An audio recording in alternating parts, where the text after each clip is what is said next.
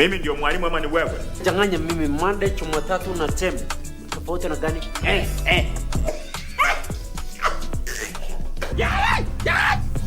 Hii ni hot towel mate tulijifundishwa. Hiyo nani alikwambia ndio hot towel?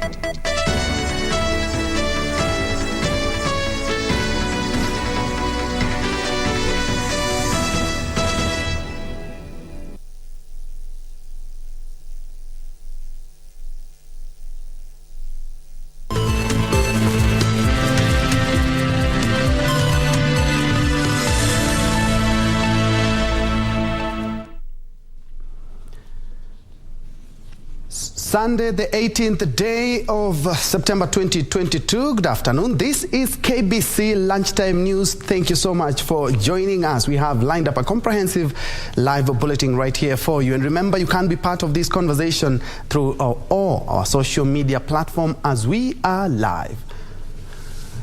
My name is Njue, and Byron Abuli will be our sign language interpreter for this live newscast. We begin in Kitengela, where police have arrested a bar manager in Kitengela, Kajiado County, and enforced an order by the Alcohol and Licensing Board to have the entertainment joint closed.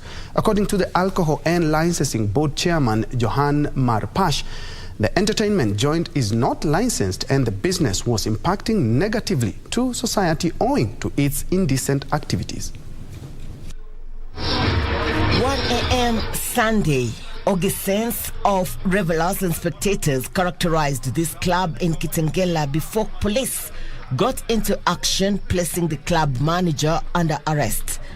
The police did the raid in the company of Kajiado County Liquor and Alcohol Licensing Board Chairman Jona Marapash, following numerous complaints by the public.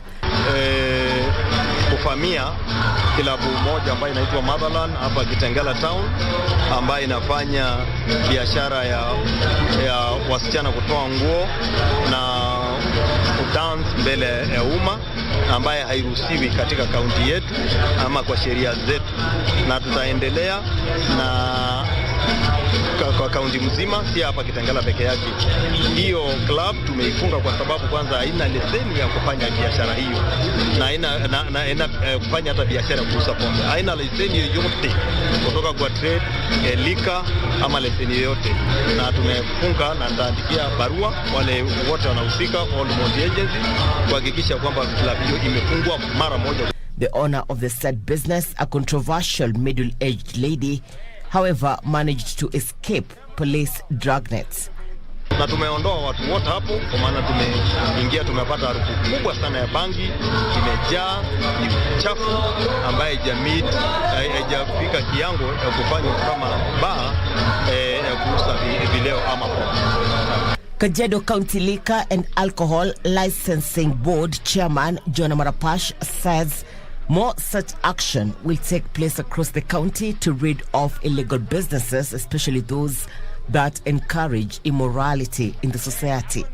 Irene Mchuma Udim, the Lunchtime News. And away from that, victims of the Kariobangi sewerage land demolition are crying foul over what they claim as neglect by the government 2 years since the demolition took place. The victims, who say they are languishing in poverty, claim at least 12 victims have died owing to trauma following the Dawn demolitions. Kevin Mukoya, who lost his leg while trying to salvage his property after a bulldozer allegedly knocked him while demolishing a wall on the fateful day, is among the victims. Most of the victims who are in their golden years and retirees of the Nairobi City County say they saved little by little and invested in the land which was allocated to them by the same county government, only for them to lose everything. Nilipata chali nikijaribu kuokoa vitu yangu ya nyumba. Ile unajaribu kutoa vitu yako ya nyumba, tractor ikakonga ukuta, ikaniangukia mkuu. mkuu ikakatika automatic hapo nikapeleka hospitali. Sasa yeye ni rais, vile alisema bei ya fertilizer ishuke, hivyo ndiye aseme watu wa Kariobangi walipwe, warudi kwa shamba yao, na hasara ile yote walienda waweze kulipwa ni serikali. The Maasai community living around Kidong Ranch at the border of Narok East and Naivasha sub-counties have threatened to forcefully repossess their land, claiming it was grabbed under duress.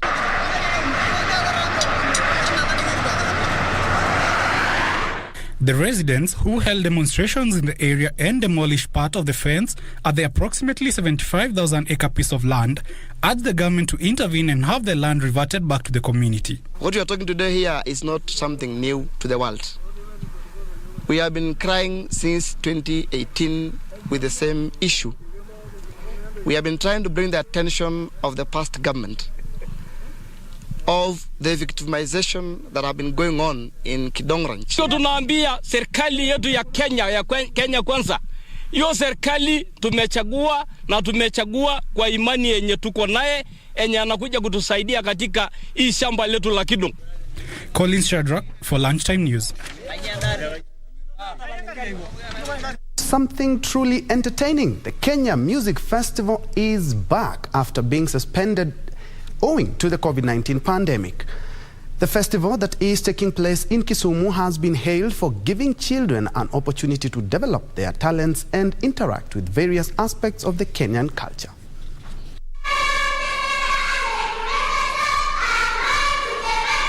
Nostalgic songs and dance rent the air in Kisumu.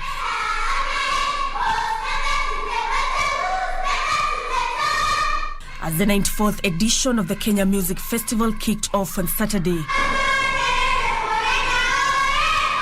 The festival making a comeback after being halted in 2020 following the outbreak of the COVID-19 pandemic. On this day, grade 1, 2 and 3 learners taken to the stage to showcase their prowess. The chairman of the Kenya Music Festival, Peter Njue, said that the festival was key in developing the talents of the youngsters and gives them an opportunity to interact with various aspects of their culture. There is no other area in the whole of the ministry where children get an opportunity to come together and showcase their talent and showcase the skill that they have been taught. It is in Kenya Music Festival, and what we are saying also is that the children get a very good opportunity to interact with positive aspects of their culture. Njue assuring all the parents that all measures have been put in place to ensure the safety of all taking part in the festival. We are working with the Ministry of Interior, the Kenya Police Service. The various arms of security have come together and worked on an operation order that protects the children, not only here in Kisumu, but also in the villages where the children are sleeping. The music festival will also see performances from primary school learners, secondary school, teacher training institutions, among others.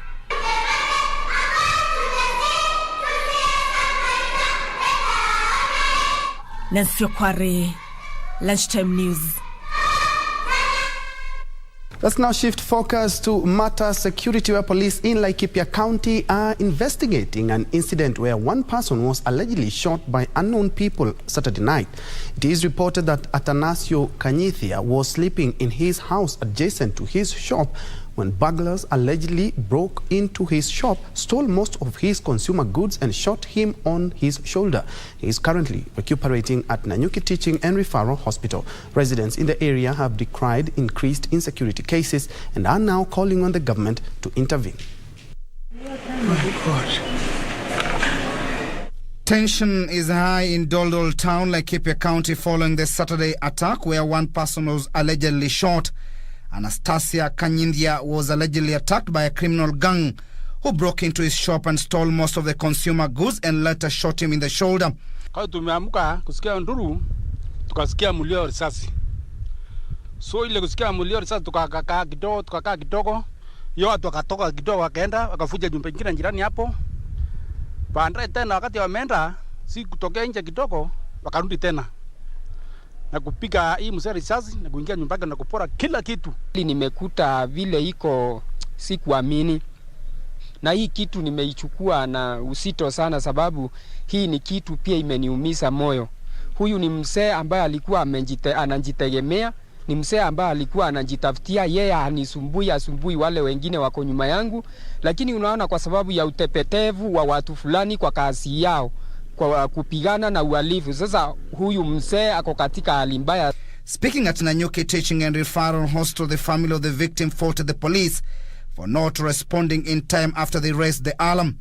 Also, kuna maskari wachache walikuja ambaye walitumia ngari ya Porombox. Kuna mama mmoja alijitolea kabisa. Huyu tunatoa shukrani kwake, na askari wawili walijitokesha wakakuja mpaka wakatusaidia kidogo. Wakati walifika ndio tuliweza kutoka, kwa sababu risasi ikiwa inalia ni ngumu sana mtu kutoka nje. Sisi wenyeji wa Doldol hatuna shuki na wenzetu ambao ni wa kutoka jamii ya Wameru. Tunawapenda sana na tungependa waendelee na biashara yao Doldol. Manake wakihama tutakaa Doldol namna gani? Rather than saying security in the area is affecting business, they are now calling on the government to intervene on the matter. Ya mambo imeenda extreme na sasa haitaweza kukua controlled. Please, kwa machache naomba tu serikali ichukue hatua iweze kuokolea hii hali. Tunaomba utupatie NPR ambayo walikuwa kwa hapo awali. Wakuje watuangalie, manake sisi hatuoni usalama yote, hakuna msaada kutoka kwa mashirika ya serikali ambayo ni ya security. Timothy Kipnoso for Lunchtime News. And at about 13 minutes past the hour, it's time to take a quick short break. Let's, before we do that, allow me to appreciate Nixon Kiprui-Bo, tuned in from Doha, Qatar. Chris Kivindio, you say you're tuned in. Shiko Lydia also watching. And also Clinton Tigamo. And also Kevo Southkid Savage. Let's have that break. We have more news on this, on the other side of this break.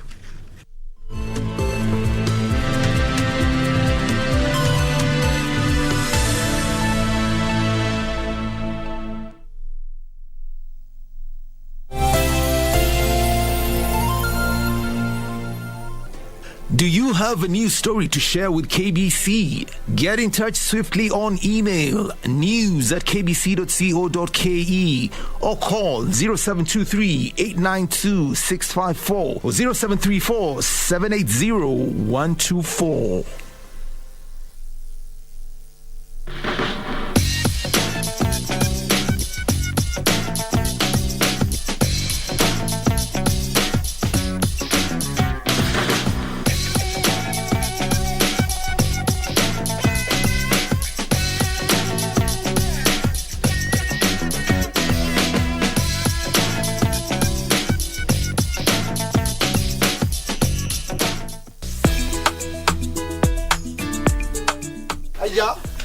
Ile mshtuko nikashindwa, watu wamekata usingo. Kwa nini analeta mimi shule? I want us to cooperate together. Cooperation ni ile ya serikali. Sio hiyo unamaanisha. Mimi ndio mwalimu ama ni wewe? Changanya mimi Monday, Jumatatu na Tem. Tofauti na gani?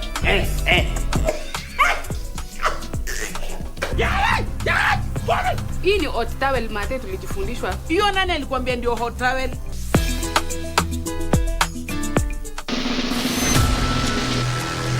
There's a new game in town. It's a game like no other. It's captivating. It's fun. Entertaining and refreshing. Which year was the film released? Correct answer.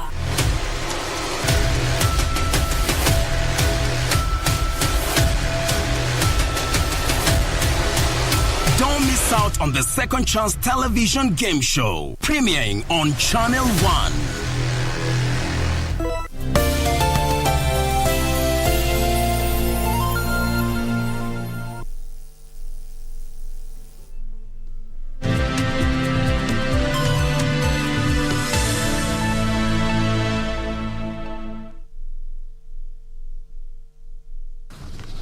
Welcome back and thanks for keeping it KBC. Let's move on. 2 middle-aged men from Masungwa area of Seikulu ward in Mwingi North are fighting for their lives at the Mwingi Level 4 hospital after they were attacked while in their farms by camel herders. Mudoi Kamuti, one of the assaulted victims, said several herders invaded their farms to forcefully graze their camels.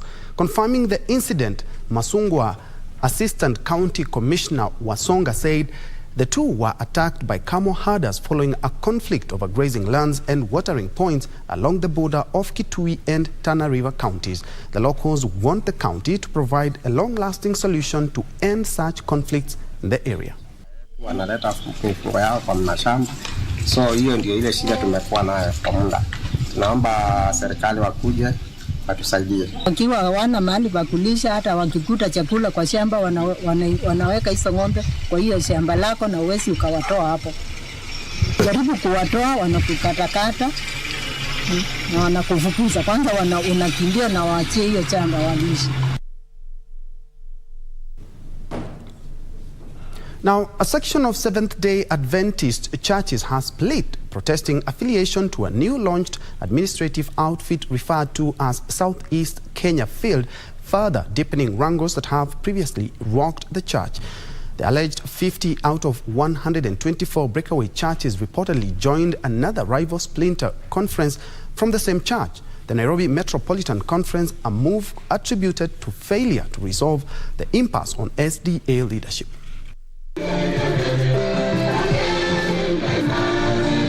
The rift in the Seventh-day Adventist churches continues widening. The latest being the shifting of churches to a rival outfit. 50 out of 124 churches are said to have shifted affiliations to a newly launched administrative outfit following failure to resolve the wrangles that have rocked SDA Church for 4 years. For 4 solid years, the church leadership has treated us so badly, just like an abusive relationship. But we have patiently soldiered on, negotiated and tried every available avenue to solve this conflict. But the leadership became obstinate and high-handed. Elder Alois Mokono claimed the splinter churches were prompted by the alleged frustrations and curtailment of freedom of worship under the churches' union and vowed to stay put. We wish to state as follows. 1. We have now joined the Nairobi Cosmopolitan Conference. 2. We are now known as Gosere Mission Station. We urge the union leadership, former conference, and the SECEF to desist from their acts of aggression and violence against our churches. But the Southeastern Kenya Field President James Dumbi claimed the 22 churches jumped ship and accused them of insincerity, even after an out-of-court settlement had dismissed their grievances. We encourage members to keep focused on their faith and move forward worshipping their God in their churches so that they are not shaken by the determination that by supporting SECEF, it is going to disadvantage them in anything. For lunchtime. In other news, a family from Majimbo Estate in Embu town is in agony following the mysterious disappearance of their kin 2 weeks ago. According to the family, Stanley Njue Kabasi, retired Chief Inspector of Police, vanished without a trace on Friday, early September, after boarding an Embu town-bound matatu. Since then, efforts to reach him have been futile.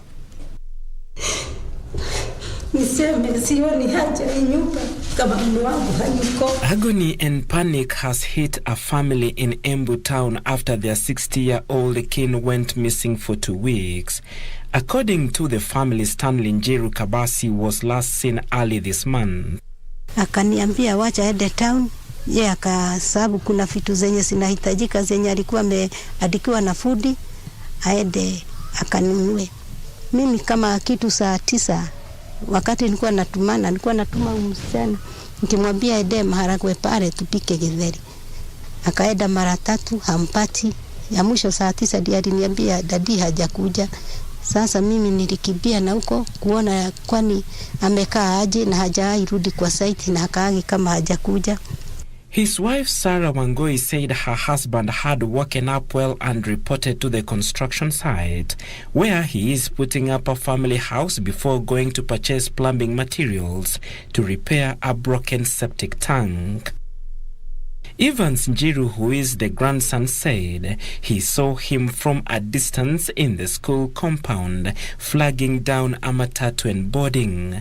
Nilikuwa naendea chakula shule, nikaona kaka yangu akiwa hapo kwa barabara, nikaona akiwa amesimamisha gari kimemchukua. The family is now calling on any person who will see him to report to the nearest police station. Moving on, a section of Kenyans have decried the high cost of implementing the competency-based curriculum and inadequate infrastructure to facilitate its smooth transition. A section of education stakeholders in Kakamega County say they will continue with the curriculum. Speaking during a school event at Applegate School, the school director said CBC provides a solution to unemployment and job creation that is currently the biggest headache for government, and its implementation should continue. The directors urged the task force formed by the president to critically interrogate the merits and demerits of the curriculum before any reviews and recommendations can be made to it. Secondary level. Mnasema namna hiyo? Na mimi siwezi sema itoke. Serikali, president amebuni shirika la kutengeneza haya maneno na tutapata report hivi karibuni. But my recommendation on the board, mimi nasema waangalie pande zote mbili. Mzazi asiumi na serikali isiumi. As teachers, we are also able to see talents in children. When you take them in music activities, you see a child who's just music all over, and you can easily say this one is supposed to be graduating into performing art. And still on matters education, over 200 youths have benefited from a digital literacy training program in Machakos County. The training targets students in technical institutions and focuses on introducing the youth to e-commerce, freelancing and effective use of social media as part of efforts to reduce poverty rate caused by unemployment.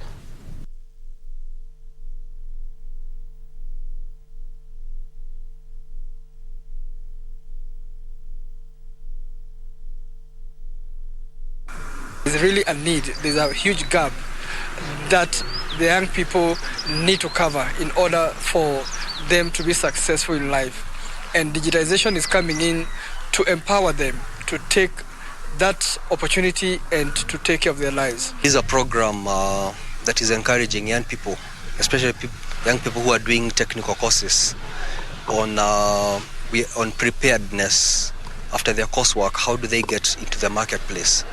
How they can use their digital platforms to get themselves into jobs, to get themselves into the freelancing jobs. Kwanza kama mimi nimejifunza about freelancing, nikajua kwamba ni mtu ambao anafanya kazi bali afanyii kampuni ama kuajiriwa na mtu, na hiyo kanipa motisha kwa sababu mimi kama mwanafunzi nikitoka nje hiyo itanisaidia hata kupata nikiingia kwenye mitandao naweza ji-advertise, naweza weka vitu kama za stima hivi na kutafuta mambo mengi kama haya.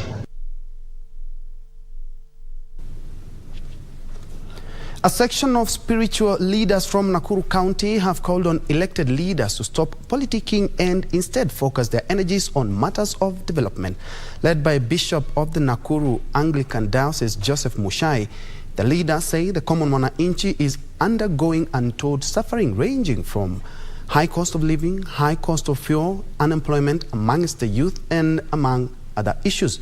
The father warned politicians from the Kenya Kwanza and Azimio la Umoja coalitions to jointly think of ways of making basic commodities affordable through joint planning, saying it's time to embark on service delivery.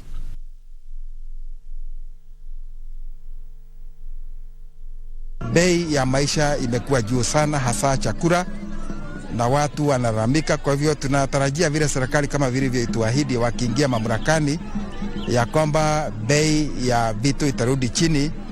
Tunangojea, walisema within 90 days mambo itabadilika na kurudi chini. So tungali tunangojea kwa sababu ni ahadi iliyowekwa, na kwa sababu amekuwa akisema ni Wakristo na tunaamini kama Mkristo ukiweka ahadi lazima utimize. Kwa hivyo tunangojea hiyo liweze kutimizwa. Lakini pia tunaomba county governments na serikali tuweze kushana zote pamoja ili tuimarishe ukuzaji wa chakula ili watu wapate chakula za kutosha. Ni aibu kuwa tunatoa chakula kutoka nje na hali hewa yetu ama hewa yetu ni nzuri. Kwa hivyo tukijipanga vizuri tutaweza kupata chakula ya kutosha na nchi itaweza kuendelea.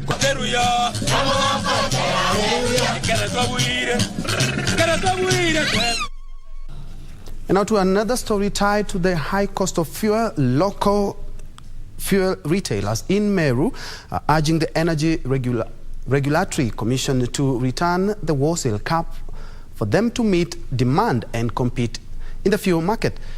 The dealers are claiming that cartels in the fuel industry want to bring down the low-level fuel retailers so as to leave behind only the big players in the market. They also want government to create a conducive environment to carry out their businesses, saying it is them who deal with the consumer at the grassroots level.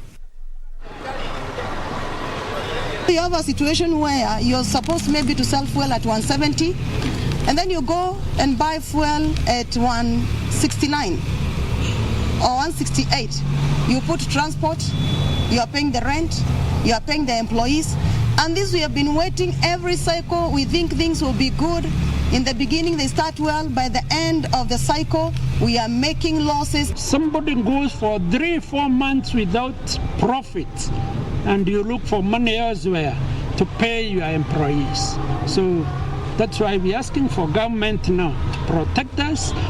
All those that are making laws in the parliament and elsewhere.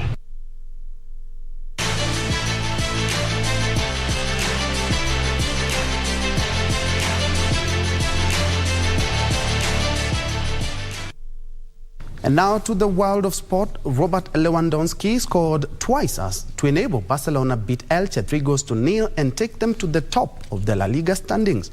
In England, Arsenal will be aiming to reclaim the top position from Manchester City when they play Brentford, while Everton will host West Ham United in the 2 Premier League matches to be played today. Options. He picks out Pedri. Pedri to Balde. Oh, that is super football! Barcelona moved to the top of the La Liga with a comfortable 3-0 win over 10-man Elche at the Nou Camp. To Dembele, 3 in the centre. Dembele has sent it in. Memphis is there. It comes out to Lewandowski, and Lewandowski is never going to miss that. In today's La Liga matches, Atletico Madrid will host Real Madrid at the Metropolitano, while Villarreal welcome Sevilla. In the English Premier League, Mikel Arteta's Arsenal will be aiming to bounce back from their loss to Manchester United when they visit Brentford. In other match of the day, 3 points are up for grabs as Everton and West Ham clash with both teams tied at 14 points. And on that sporty note, we wrap up KBC Lunchtime News. Thank you so much for joining us. My name is Njue, and Byron Abuli has been our sign language interpreter for this live newscast. Remember, for more of this, check out our social media platform and also our website, that is www.kbc.co.ke. Thank you so much for watching. Have a